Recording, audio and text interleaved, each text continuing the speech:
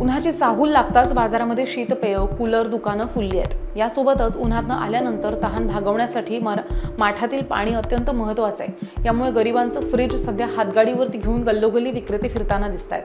माठ घेण्यासाठी बाजारामध्ये नागरिक दिसतायत। माठांची मागणी लक्षात घेता छत्रपती संभाजीनगरमध्ये गुजरात, मध्य प्रदेश यासह इतर राज्यातनं माठ दाखल झालेत।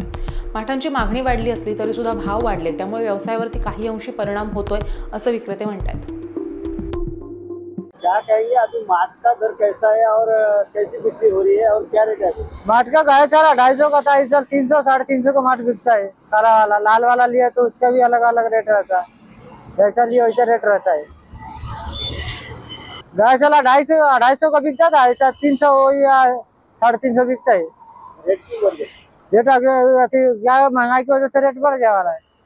महंगा देता है तो हम लोग भी नहीं बनाते, हम लोग भी बिकट लाख बेचते। कहाँ से आता माल? ये सब आता परवनी से आता, लाल वाले अहमदाबाद से आता। बिक्री कैसी हो? बिक्री अभी तो कुछ भी नहीं चल रहा है ना। क्या?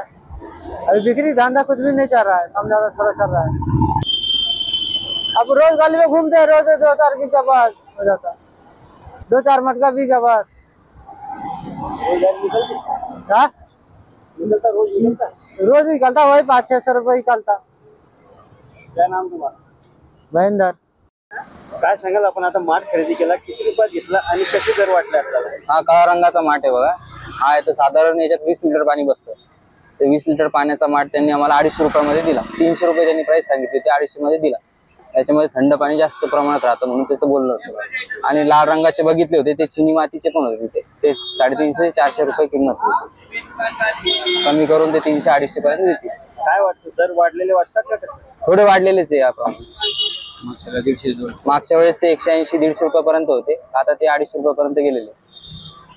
काय नाव आपलं? मुकुल मस्के।